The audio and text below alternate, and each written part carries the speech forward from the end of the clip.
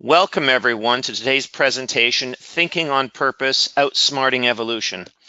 Today's webinar is one in a series of webinars that we run monthly on various topics. Bill Richardson, our speaker today, is an internationally renowned project management coach and speaker who teaches professionals to discover their true potential and achieve their personal and professional goals. I've known him for many years and he's fascinating with lots of interesting examples and fascinating approaches. And this topic is one that I personally have found very, very effective in helping me change the way I work. So I highly recommend the presentation you're about to see. Bill has extensive experience in banking industry. He's worked with international companies around the world, coaching their leaders in how to change the way that they structure their thinking processes to help them analyze problems and come up with more effective decision making. And you're about to learn a lot from Bill today.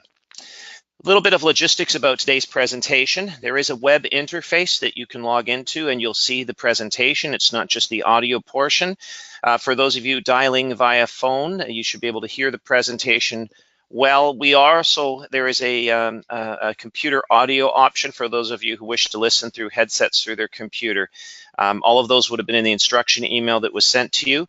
And if you're hearing my voice, obviously you've gotten at least the audio portion working. We are going to take questions at the end of the presentation. The presentation should go around 45 minutes or so. There is a chat window or a questions window on the web interface. If you click the questions field, you can type your questions in there as they occur to you, and that'll be a holding place for questions so that you don't forget them later. And when we come around to the questions period at the end, we'll go through the questions that have been typed in, but you will also have the opportunity to ask new questions at that time. With all that and without further ado, I would like to introduce Bill Richardson. Bill, take it away. Thank you, Kevin. Welcome, everybody, to today's webinar. And it's a topic that's near and dear to my heart. A little bit of background. I spent 25 years running hockey schools in Toronto.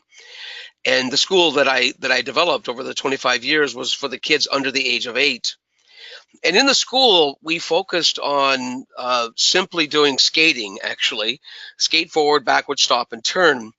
And we made that the hallmark of our school. And the rule in the school was that we needed to do ordinary things extraordinarily well. And the kids that came out of my school were very good at skating, and they played soccer most of the time. And the reason I tell you this story is because today's topic, thinking and thinking on purpose, is like skating is to hockey. It's an ordinary thing that you need to do extraordinarily well to be successful. And just like the kids in my hockey school that graduated from my school and went to a team to play the game of hockey with a stick and whatnot, they were extremely adept at doing this ordinary thing called skating. And if those of you involved in hockey would probably know this, that a player who can skate well is way on their way to being a very proficient player.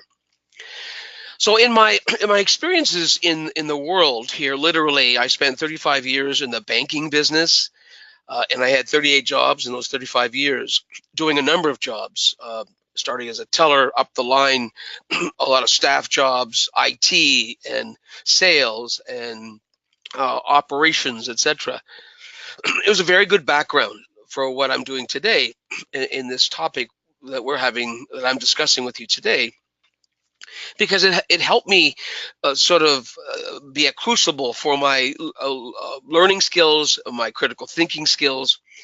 And that was very valuable, but I took early retirement a number of years ago, 15 years to be exact, to do what I really love to do, which is facilitate learning, growth, and mastery for people so that they can become what I call the best version of themselves.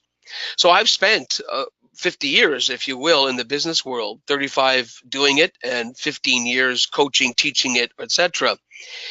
And my specialty is soft skills, and you'll quickly realize that thinking is one of those soft skills that I think is very important.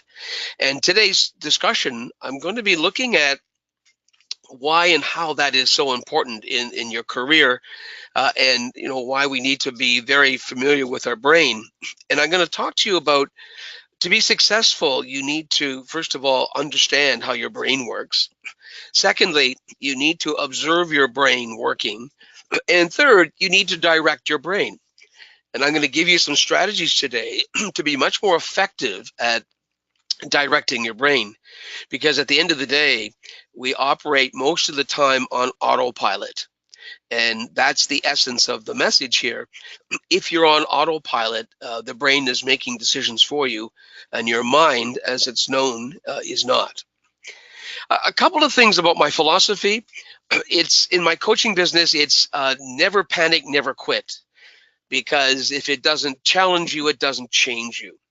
And that's sort of the centerpiece for my coaching business, because it's all about that whole notion of spirit of play, of playing the game, playing it better, playing it different. And that whole thing culminates in people being able to participate in their job. It could be in a sports team, etc., at a much more proficient level. The book that Kevin, I think, alluded to earlier, Thinking on Purpose, Outsmarting Evolution, codifies a lot of the stuff that I'm talking about here today. And in that book, you'll find my favorite quote, which is by Chesterton. It isn't that they can't see the solution, it's that they can't see the problem. I do a lot of work in Europe and other places, and I am amazed how true Chesterton was, or how accurate he was, in that we leaped to the solution. We leaped to an instant sort of response, and we really don't understand what the problem was. And as a result, we solve problems by discovery. We try this, doesn't work. We try that, doesn't work. So I'm here today to change all that and have you start thinking about your thinking, if you will, much more with a purpose than you may have in the past. Key message number one is you're not your brain. This is fundamental for you as a human on the planet, but even as you as a worker or even a parent. And you'll see in the slide that it talks about, you know, a cut version of the brain here. What's important, though, is to know that the brain itself is nothing more than a passive device, or organ rather, that is making sense of your reality in this moment, and it has stored all of the moments it's recorded since you were in the womb. So think of it this way: your brain will constantly be that passive device that's taking in all sorts of cues from the environment, what you smell, what you taste, what you feel, etc. And it makes sense of it for you. That's what its job is in the process. Now, the problem with this is that the brain is really a pattern recognition system. It is very, very stingy with energy. It only uses its energy for two things: either reproducing you or protecting you. That's the two reasons the brain, as an organ, really works or really exists. So assuming you're not in the Bill Clinton mode here and we're not worried about reproduction, we're really focusing on it's here to protect you. The problem with this picture is that unlike the past, when 40,000 years ago our ancestors had to face down fierce animals and all sorts of very serious threats, we no longer have those threats of that degree. We still have threats, and the unfortunate thing is those threats are relatively minor. Somebody insulted me. I'm going to be late for work. Whatever. However, the brain is still using the same method, or the same sort of technology, if you will, using that metaphor, as it did 40, 50, 60,000 years ago. And remember, all of us back then, we were hardwired to catastrophize everything. What that means is that if there was a little rustle in the weeds, our brain would automatically make it a big deal, because those of us, our ancestors, who ran very fast away from that even perceived threat, were the ones that probably survived, and their genes were propagated, etc., etc. Those of us who did an accounting sort of decision analysis on, is that the wind, is it a small rodent, is it a pig, or whatever, we were selected out because we were probably somebody's dinner. So the fundamental piece here, you're not your brain. And if that's the question, so the answer is, so what are you? Well, on the left-hand side of this slide, you'll see the word mind. The word mind is in the literature of the world here. There's probably no one can really exactly say how the mind is sort of formed, etc. But for today's purpose, think of it as the prefrontal cortex in your brain. Your mind is the device, the aspect of your brain that is really your braking system. Oops, I flipped the slide inadvertently.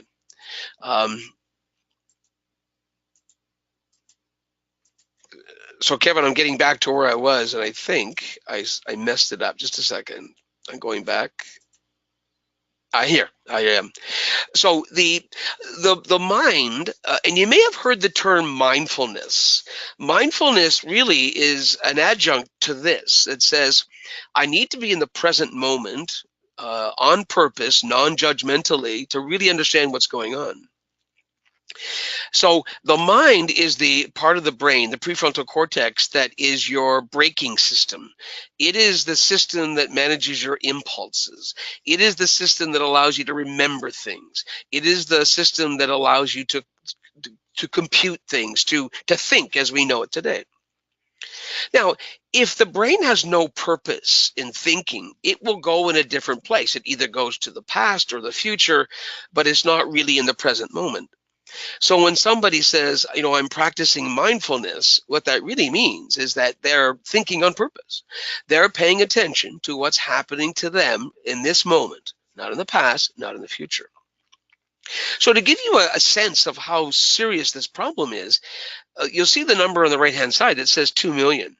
So as you sit here listening to me, or you're in the office, doesn't matter where you are, the brain is taking in upwards to 2 million cues from the environment, what you smell, what you see, what you taste, etc.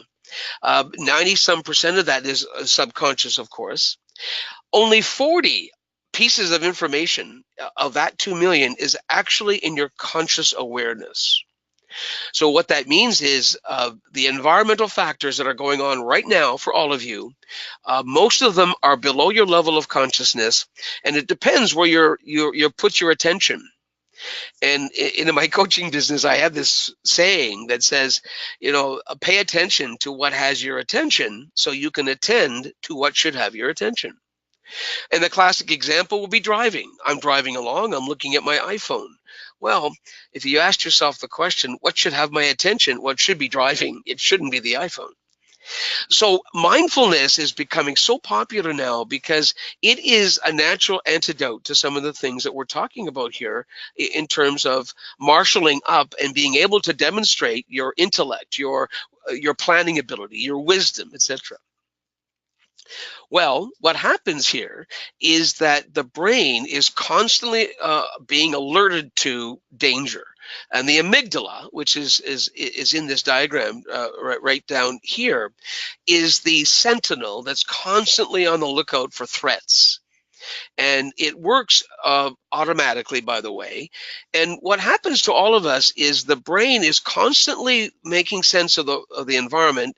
And unbeknownst to us, if it senses a danger, it's automatically marshaling resources to get you ready to fight or flee. Well, the problem with that is it's taking blood away from your stomach, because if you're going to die in 20 seconds, who cares about your digestion? It's taking blood away from your immune system. So if you're going to die in 20 seconds, who cares about cancer? To make it even better, the blood that's currently flowing in your forehead for your prefrontal cortex, we're going to rush that to the back of the brain, because that's where all the muscle is, all the rudimentary powerful things of fleeing and running are. And to top all this off, the brain automatically pumps cortisol into your system to make it even more certain that you're going to survive this encounter with a threat. This was really good if that threat was a true Tyrannosaurus Rex. But if that threat is somebody just insulted you or took your parking spot or cut you off on the road, it's a bit overkill. So as we think about this, the first thing you can do to really grab hold of this topic is begin the process of saying, I'm not my brain. And so you start thinking there are deceptive messages coming from your brain that you need to acknowledge. So you need to label them. You need to reframe them. You need to begin the process of refocusing, and you need the process of revaluing so you're not running on autopilot. The last piece of this, which is at the bottom, is because the brain is plastic and it's called neuroplasticity. From the day that you were technically conceived in the womb to the day today, neuroplasticity is in play, forming habitual patterns, and the brain is adapting to its environment. And remember, the environment always wins. So if you had a terrible childhood and you were, it wasn't a friendly environment, it was a difficult environment, that will affect how you see the world. So the idea now is that if neuroplasticity is always working and it's a natural feature of the brain, I want you to think about self-directed neuroplasticity, which says, okay, I'm going to begin giving my brain a different set of steps, if you will, to think about things, to solve problems, etc. I'm not going to leave the brain to make its own little way of doing things and to formulate its own brain connections. So self-directed neuroplasticity says, I'm going to be the one, me brain, I'm mindful, I am going to install and repeat over a period of time new ways of doing things that are thinking patterns or thinking processes that are much more efficient, much more effective, and I'm not going to allow the biases and all the things I've experienced in my life to color my thinking. And that's the essence of you're not your brain and how this plays. So if you buy into that, then the next question is, so that's fine, Bill, but so what? Well, a very interesting book that I highly recommend you all read is by Daniel Kahneman, Thinking Fast and Slow, or watch videos. He's got lots of videos on YouTube. This is one of the textbooks of two groups I work with in Europe, and I've done that for about 5 years now. And my mission with this group is to take a group of 15 or 20 high flyers in the organization and bring them to world class. Well, to bring them to world class is mostly soft skill development and beginning to work on their ability to think on purpose in the process. What Kahneman said in his research, and he won the Nobel Peace Prize as well. He said, well, wait a minute here. If you think about this in very simple terms, there are two systems in play in the brain. And he simplified it to say, well, okay, let's do that. And he called systems one is your fast, unconscious, automatic response to everything, which in essence is how the brain is hardwired. Your brain is systems one. And what he uncovered in his research and his work is the impact of biases in our thinking, etc.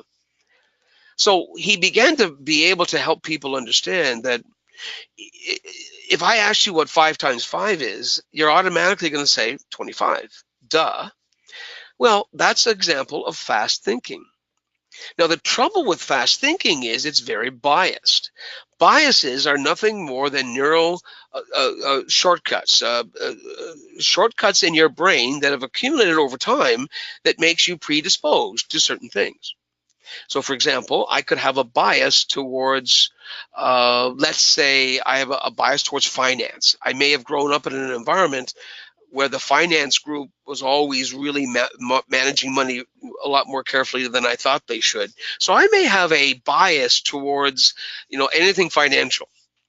Well, that permeates the way you see the world. And every time you come across a finance person or something finance, the systems one automatically makes a judgment. Oh yeah, this person is difficult or tight with money, and we're going to have to, do something about this. Kahneman then said, well, systems 2 is really the notion of I need to be able to think about things. And if you ask me what 62 times 183 is, well, everybody says, well, I don't know, Bill. I'm going to have to get a calculator, or I'm going to have to, think it through or whatever. And the way the brain is constructed is that anything that has anything to do with something other than reproduction or protecting you is absolutely of low value. So it's not going to want to take the time to take 162 and then multiply by 82, carry the 1 and all that stuff to come up with a number. It's going to say, I'm not going to do it. It's just not a good use of my energy. Unless you will it, you make it, you sort of force it to do that. So think of thinking on purpose is a means by which you can activate your systems to actually think things through. So a good example of this might be strategic thinking, which means I'm looking and I'm thinking of not so much the immediate, I'm thinking about where should I focus on in the future.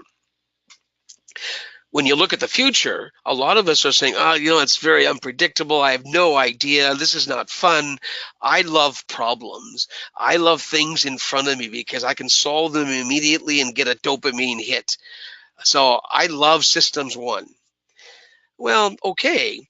But if I'm a project manager and I need to do a plan, I need to have a way of putting together a bunch of information. A plan is nothing more than the gap between intention and action. Most people, and I think you'll all agree with me, their idea of planning is to start working. And what they don't do is acknowledge that, oh yeah, I have this intention to get this done by Thursday, but I don't bother to put a plan down to show the steps. I just take action willy-nilly in the process. So now you have a very simple way of looking at it's either systems 1 or systems 2.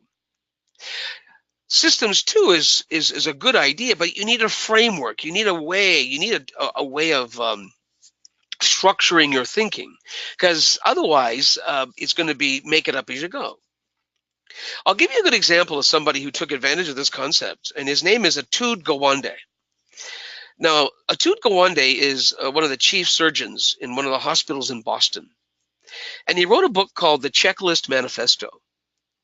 And what Atud said is, we are losing way too many people in the hospital for careless things. So he implemented the process of using systems 2 thinking to have checklists for everything they do in the hospital.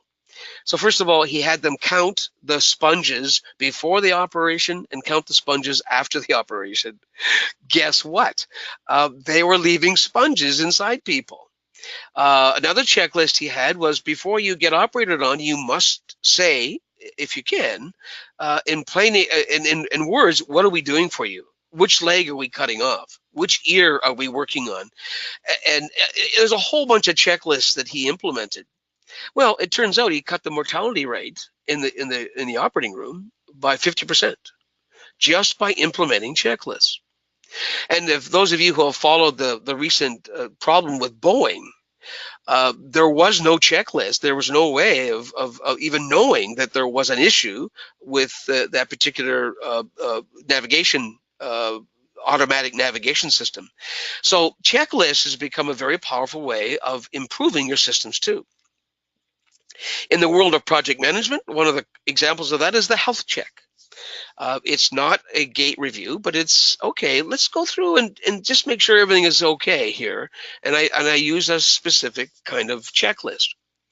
The brain is an excellent creation mechanism. It can create new ideas and come up with all sorts of strategies and imagining things, but it's not a good storage system. It's very unreliable. And that's why in your systems 1, when you're making a quick decision, the brain does things the easiest possible way. And if it doesn't have any data, it makes it up in the process. So now you know how this unfolds in the process. So we're going to talk now about systems 2 strategies that you can employ to have a much more structured and effective approach to how you solve problems, how you make decisions, how you build action plans in the process. And that's the essence of what's thinking on purpose is really about. So let's stand back and look at this in a broader context, just not the act of solving a problem. In my leadership program, and particularly in the executive coaching area, I help people understand that challenges are good things. I mean, that's how you grow. However, you have three kinds of challenges here. You have tactical challenges, you have strategic challenges, and transformational challenges. Well, here's the thing that happens, unfortunately, is the tactical nature of systems one is that I'm an expert in something. As a result of being an expert, I'm very confident. I just give me the problem because, man, I'm looking for it, and I'm looking for problems. If you give me a problem, and you tell me something's wrong, I'm on it. Well, the reason this is so prevalent is that we get a dopamine hit by solving problems.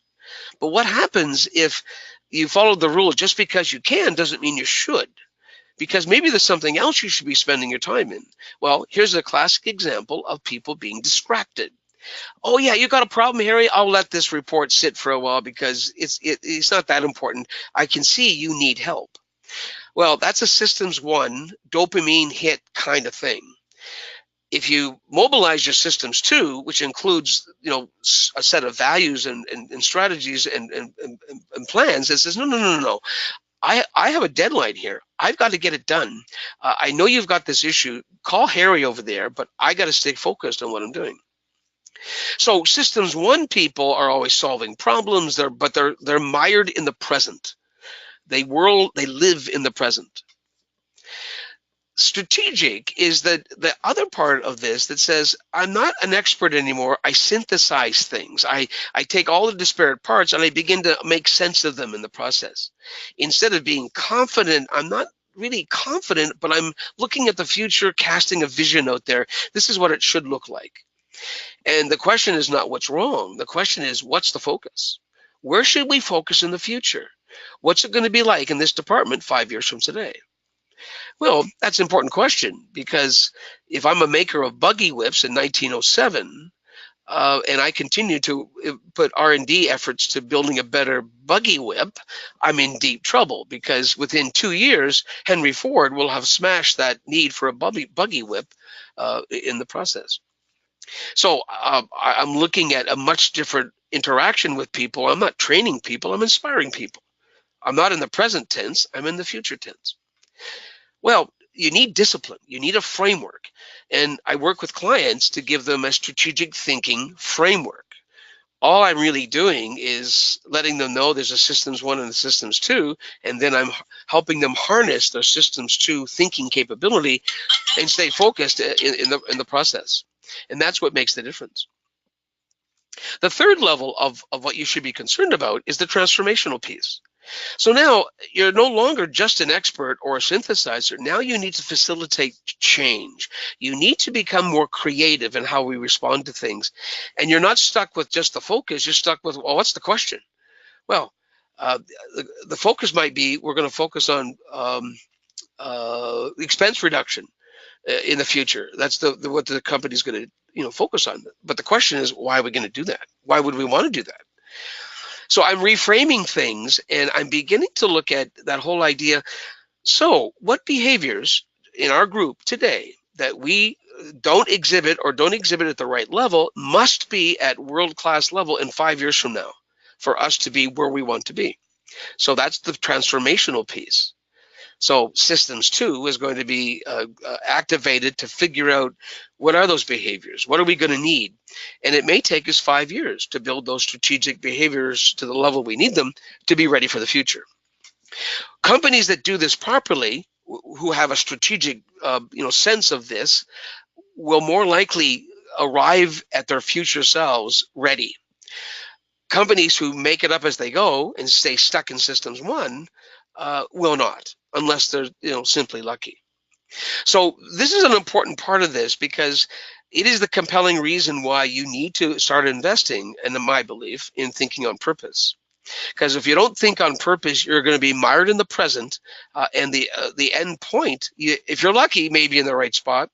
The probability of being in the right spot is remote. So now let's think about frameworks.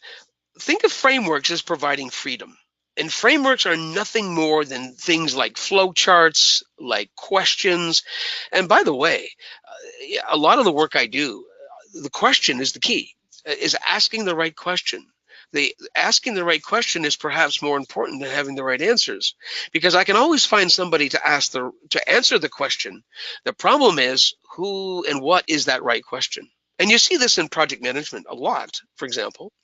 I see that in the finance and in engineering world as well, is that you could see an engineering group get stuck in group think. You put a bunch of engineers together, perhaps, and everybody's thinking. Perhaps I'm not stereotyping, but in a more stereotype sequential way. It could be that we have to ask ourselves some questions about: is this really in our best interest? Checklists are examples of frameworks, models, acrostics, which is another term for acronyms, templates, tables are all ways of focusing our thinking. They provide freedom because if I trust the framework, I can focus on the content and the interaction with people. I'm not worried about, oh, well, what's the process here? What's the next step? Well, I don't know. I don't have to worry about the next step because I have a framework that I trust. I have a framework I can depend on, and I'm much more interactive. I'm much more collaborative. I'm much more relaxed. I'm much more creative in the process.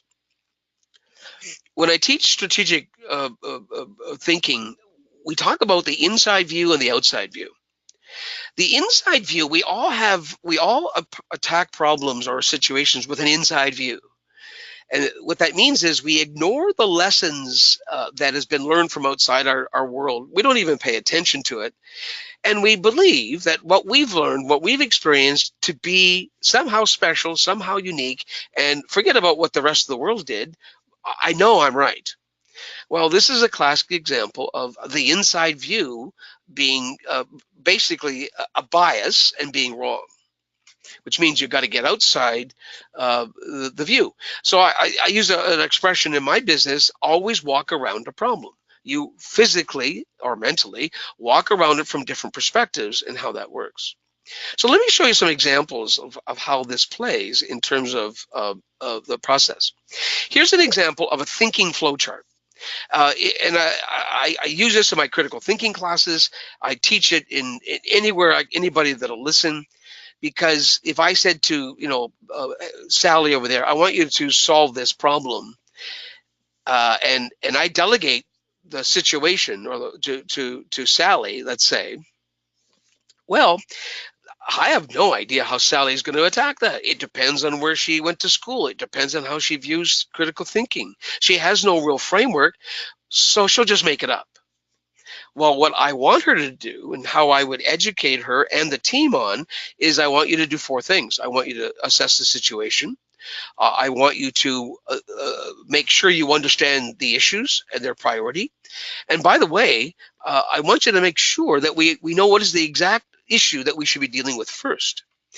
Well, the brain is going to say to you, no, don't do that hard one first. Do the easy one first. We get momentum. It's low-hanging fruit. I mean, we get an instant dopamine hit. Well, the way this works is your mind, your prefrontal cortex says, no. We're on a mission here to make sure we get this fixed and get it fixed right. We're gonna reduce the seductive allure of the low-hanging fruit. And we're going to attack the biggest, most important problem right now, and that's where I'm going to put my focus. That's an example of mind versus brain. So this flow chart gives you a way of helping people in your team have a way of thinking things through. It's a framework. Do you know the cause? If you don't know the cause, go through the steps of describing the problem, listing the causes, testing the causes, and gain support from the team. Sally, I do not want you coming back and telling me that you think this is the problem if you haven't run it by the team and you've got a collective, collaborative, aligned view of that is the true root cause. Once you know that, you ask yourselves, do I have the solution? No. We go through decision making to get there. Well, okay, what's the next step? Do we have a plan? No, we don't. Well, here's how you do a plan. You can substantially improve the critical thinking / thinking on purpose skills of your group just by implementing this framework.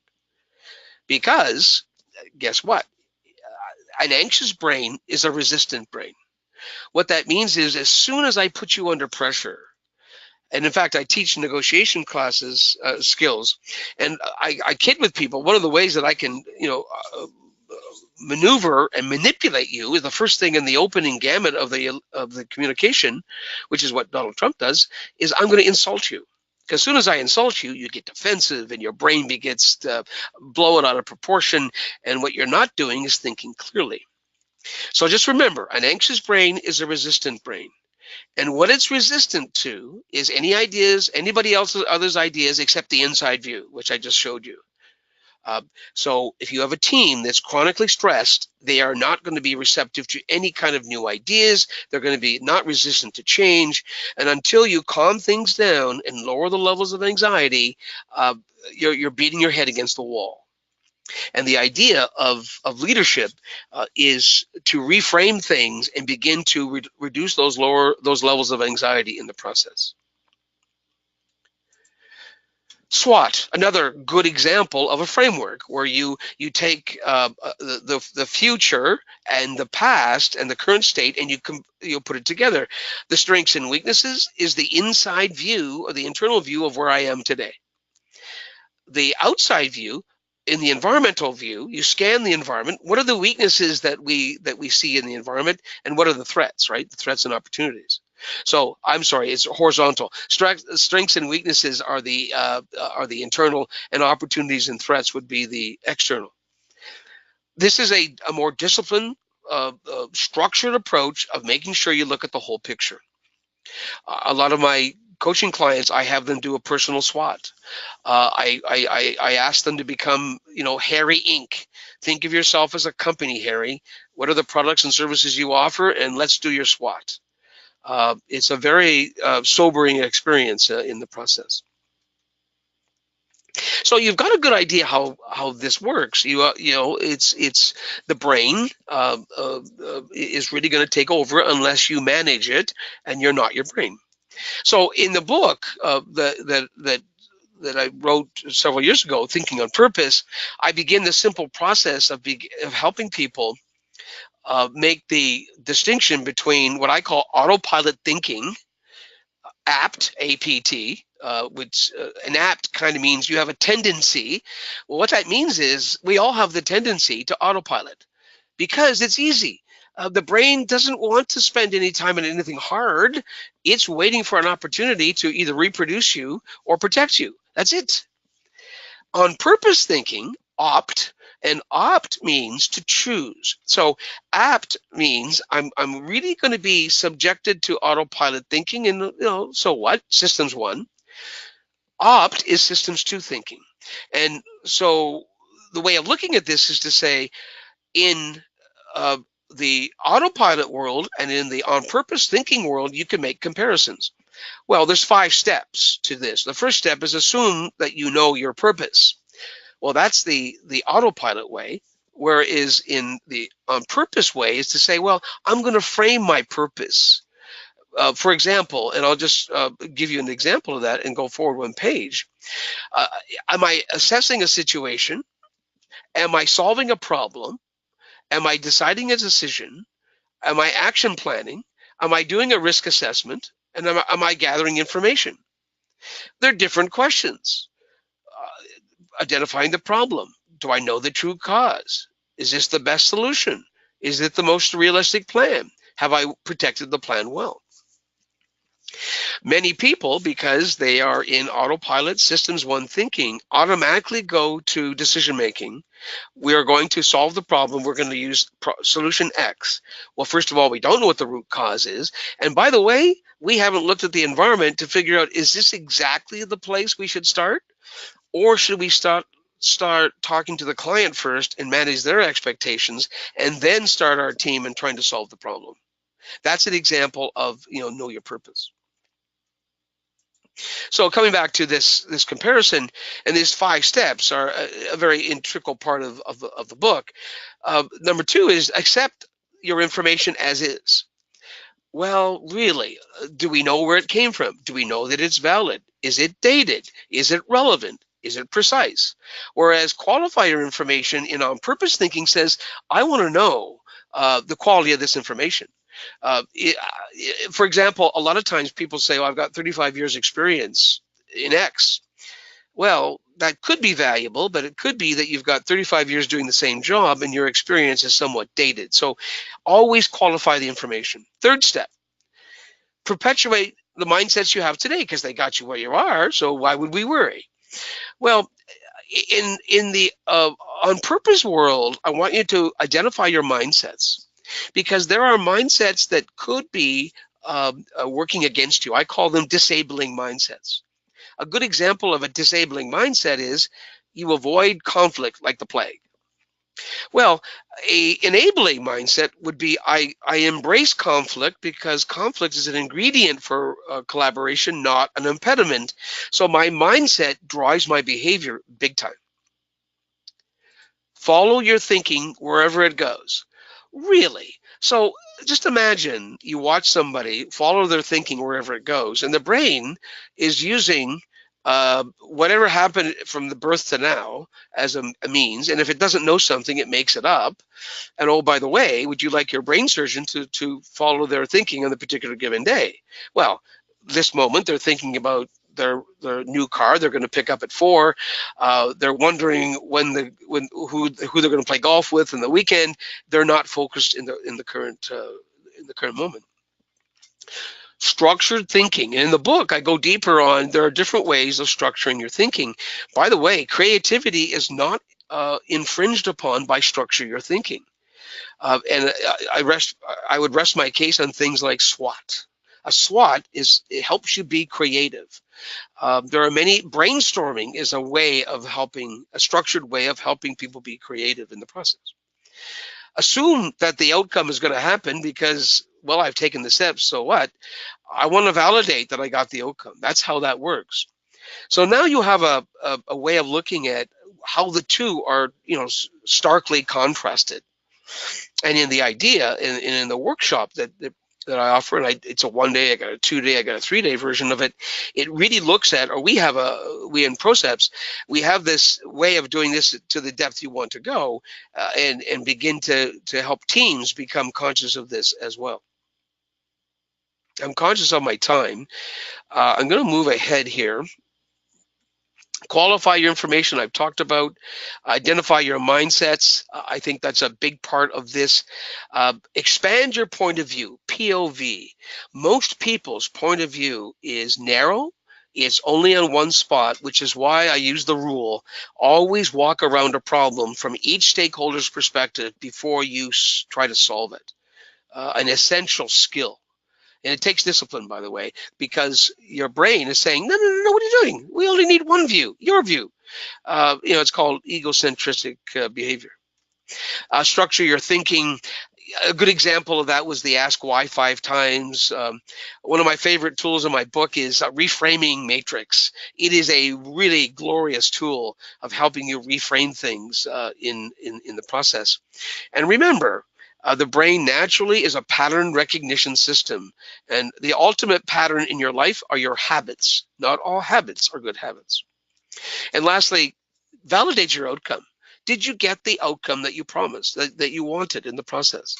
This is a key step in the process, and it's like a circle. And if you notice up here, there's sort of these steps, and that's a job aid that I use in the process. I want to leave time for questions. So I'm going to come back and leave this here on the basis that key message here, thinking on purpose is an absolutely mandatory, ordinary thing you need to do extraordinarily well if you want to do all the great things you want to do in your career. Spirit of play is a much better way of being playful with a problem than the spirit of work. The spirit of work is back in the industrial age, and it's very regimented. The spirit of play says, I'm going to look at things differently. I'm going to take the chances. I'm going to take the risks. The mindfulness is a key determining factor. Number 2, I need to be in the present moment. And the definition of mindfulness is paying attention on purpose in the present moment, and most importantly, non-judgmentally. The brain is a judgmental system. It automatically says, are you with me or you are against me? And I could make a good case that I could explain to almost all the issues in the world, it's them and us. And if you noticed on teams, and I noticed in my son's hockey teams, in our hockey team, we loved each other, we're friends, and we high-fived each other, but we hated the other team. And we do everything to beat the other team. That's a good example of this them and us thing. Your brain has its purpose. It is powerful. It's a big social part of the brain that's very valuable. We are social creatures. Social capital is building a trust-based relationship among your team. Social capital means you may not like the boss and the organization sucks, but you love coming to work because of the people you work with, and that's how you survive day to day. And in the military, this is called brotherhood, and you see people going back to different terrible places, not for king and queen or president. They're going back because of their brethren, their comrades. And lastly, just remember, the brain is plastic. It's neuroplasticity. So use it for good.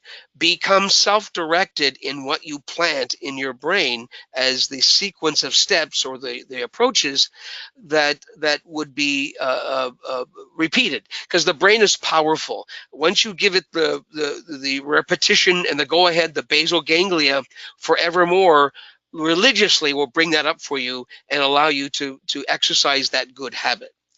Remember, it does the same for the bad habits, and that's how that will apply in the future. And the last thing I'll leave you with is, don't forget that an anxious brain is a resistant brain.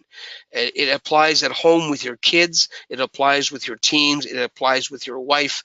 That anxiety levels will determine a lot about how people receive you and will affect your interpersonal savvy. So Kevin, that would be where I'd leave this. Great. Thank you very much, Bill. I found that absolutely fascinating. I've heard it before, but every time I hear it, I pick up something new. And the greater focus on the opt versus apt was something I need to focus on more as well. So I really appreciate that. Thank you. Okay, everybody on the call, you're able to ask questions now.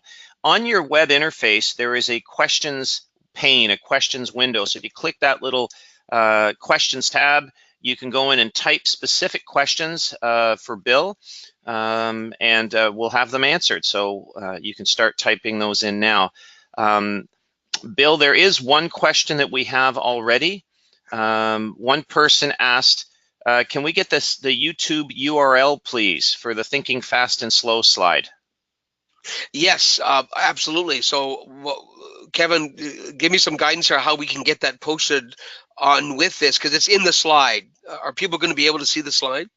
They will. The slides will be posted up on YouTube, but if you give me the URL, I can also make sure we send it out to everybody who attended this live webinar, because we'll be sending out PDU certificates or information as well on how people can claim their professional development credits.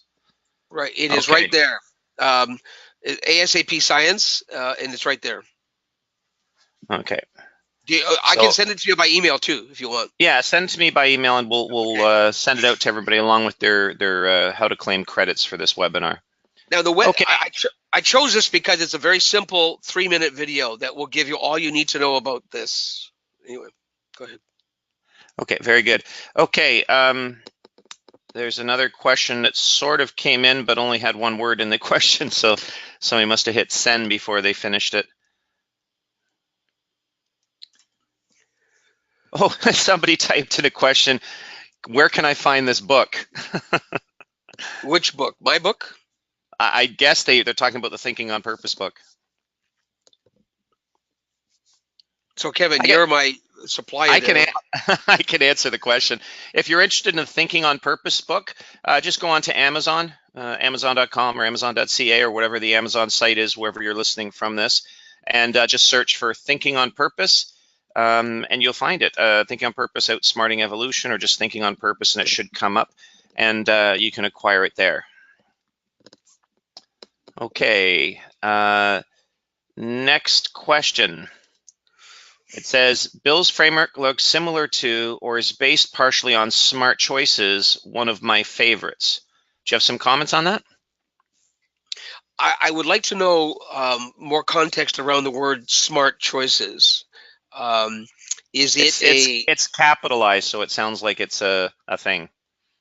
I am not familiar with it. I'd like to become familiar with it, but it gives me comfort that there's some coherence between what I'm talking about and what smart choices is doing. So that's the only way I can respond to this without having do some homework. Okay, fair enough. There's another question. It's a book by Hammond, Keeney, and Rifa. That must be the Smart Choices book. Okay, I'm gonna look that up. Thank you. Yeah, excellent. Any more questions? Please type them into the questions window.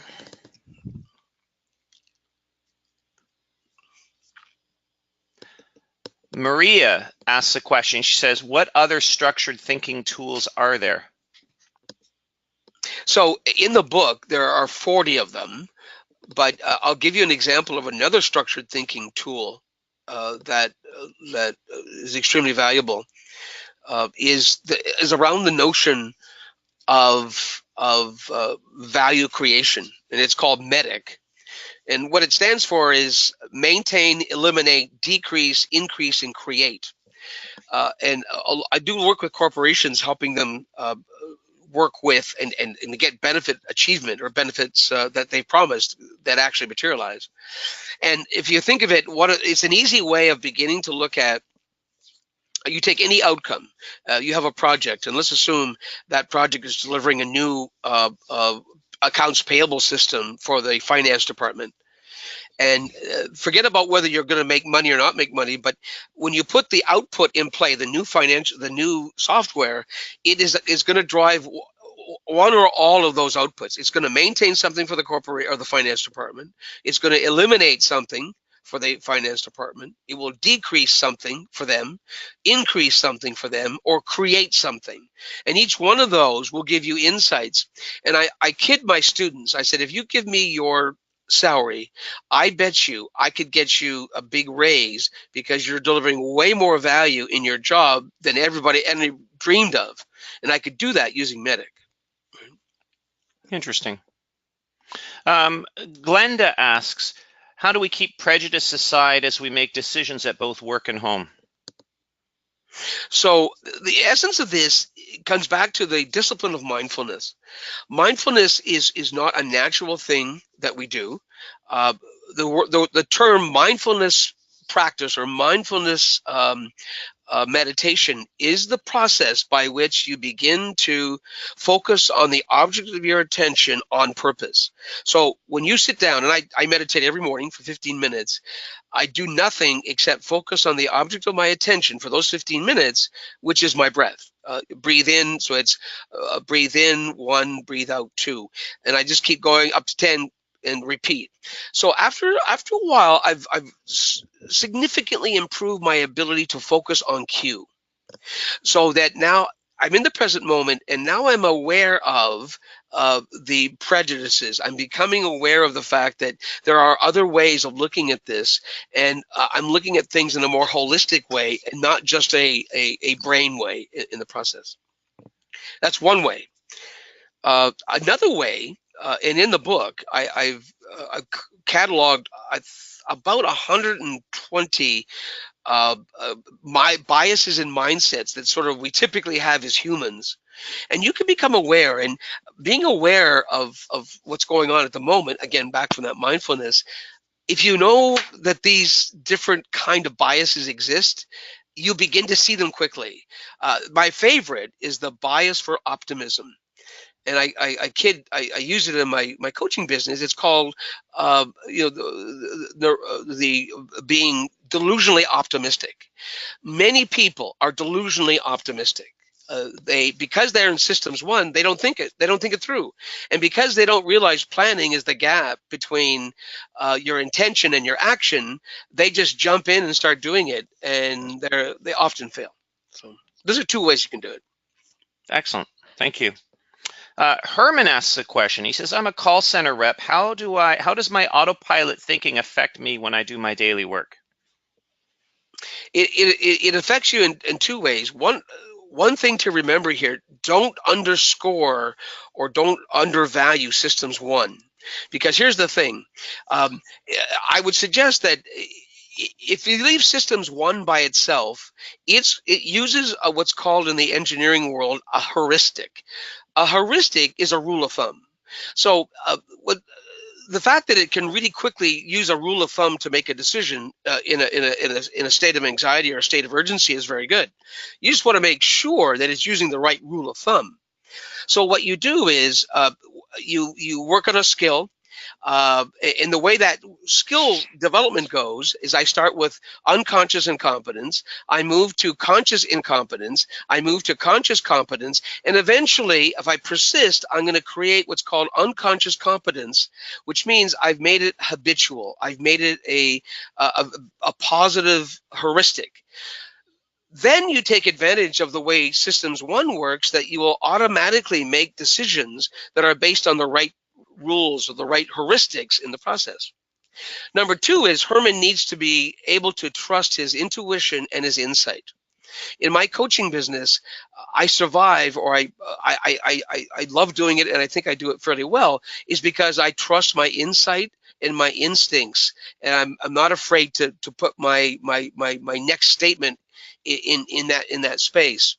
And in a call center, I think you need to have a nice combination of the right heuristic, being unconsciously competent, and trust your insight and intuition.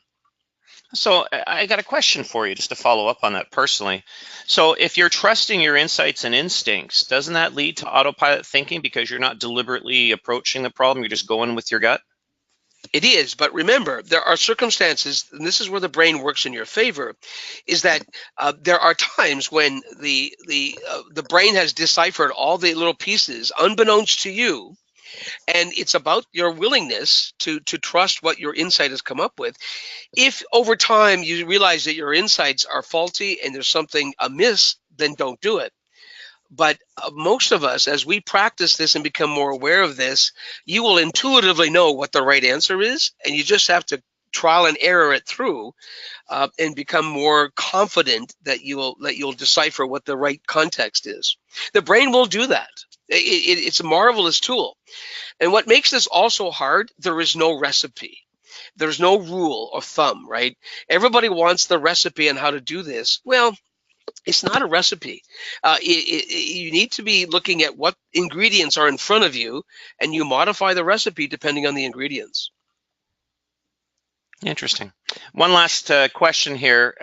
Allison asks, she says, first of all, it's a great presentation. Thank you. And she asks, would you provide a little more information on the medic concept when you follow up after the webinar? Bill, is there a white paper or an article or something that we can provide on that? I can provide something on that. Yeah. Perfect. Thank you. Okay, we're at the top of the hour. We're pretty much out of time, but there's a couple things I want to remind people. This Thinking on Purpose webinar was giving you a little glimpse of the stuff that's covered in Bill's one-day workshop called Thinking on Purpose, where he dives much deeper. And you know how he mentioned those 40 different tools for structured thinking, et cetera. Those are all dealt with in the course, along with job aids and things like that. It's a very helpful course. I found it helpful for myself personally. If you're interested in finding more about that course, if you go to procept.com, and Procept is on the screen, procept.com/course/thinking-on-purpose. So procept.com/course/thinking-on-purpose. If you type that into your browser, it'll take you right to a full description of the course, upcoming dates. We have a course coming up. Also, it's available for corporate training purposes for in-house delivery to groups as well. So please, if you have any questions about this or any of our other materials, you can contact us at sales@procept.com. Bill, thank you very much. That's been awesome. Everybody on the call, you'll get a follow-up email with how to claim PDUs, professional development credits for attending this webinar. Thank you very much and have a good day.